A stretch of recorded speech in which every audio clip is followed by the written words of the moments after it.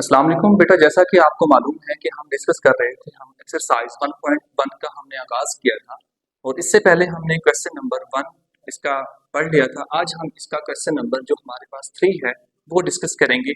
इससे पहले हमने डिस्कस किया था बाय फैक्टराइजेशन मेथड को, क्योंकि आप जानते हैं कि क्वाड्रेटिक इक्वेशन को सोल्व करने के हमारे पास बेसिकली 3 मेथड्स हैं।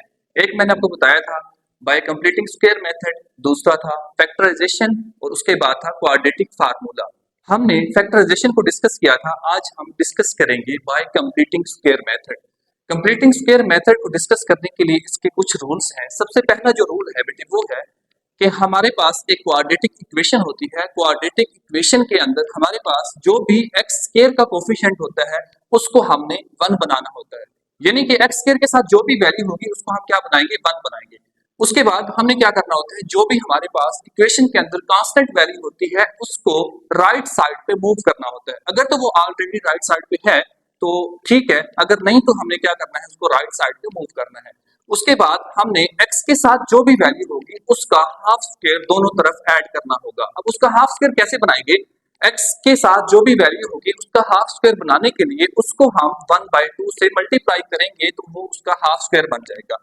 तो ये इसके बेसिक से रूल्स हैं। जैसे हमारे पास क्वेश्चन है 7x का square plus 2x minus 1 is equal to 0, तो हम क्या करेंगे, इसका कोफिशिएंट 1 बनाने के लिए पूरी इक्वेशन को 7 पे डिवाइड करवा देंगे। जब 7 पे डिवाइड करवाएंगे 7 7 से कैंसिल आउट हो जाएगा, तो x का स्क्वायर यहाँ पे 2/7 x minus 1/7 is equal to 0, क्योंकि 0 जिससे भी डिवाइड या मल्टीप्लाई होती है वो उसको 0 बना देती है।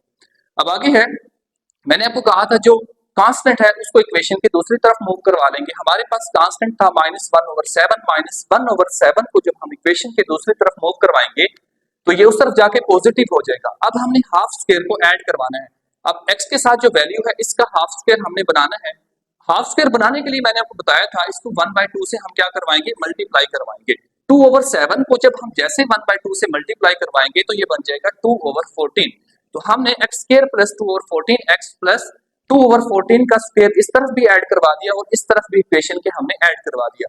अब क्या करेंगे, ये हमारे पास एक फार्मूला बन जाता है a का square plus 2ab plus b का स्क्वायर। इसको हम क्लोज करके लिख लेंगे a प्लस b होल का square. It mean x plus 2/14 का स्क्वायर इज इक्वल टू, इसको हमने थोड़ा सा सिंप्लीफाई किया, 2 का स्क्वायर 4 और 14 का स्क्वायर 196 होता है।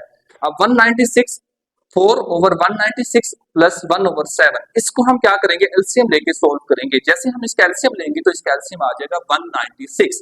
196 को जब 7 पे डिवाइड करवाते हैं तो आंसर आता है 28। 28 को 1 से मल्टीप्लाई करवाएंगे तो 28। अब 196 को 196 पे डिवाइड करवाएंगे तो 1 आएगा, 1 को फिर 4 से मल्टीप्लाई करवाएंगे और इसी तरह नेक्स्ट इसको थोड़ा सा सिंप्लीफाई करेंगे।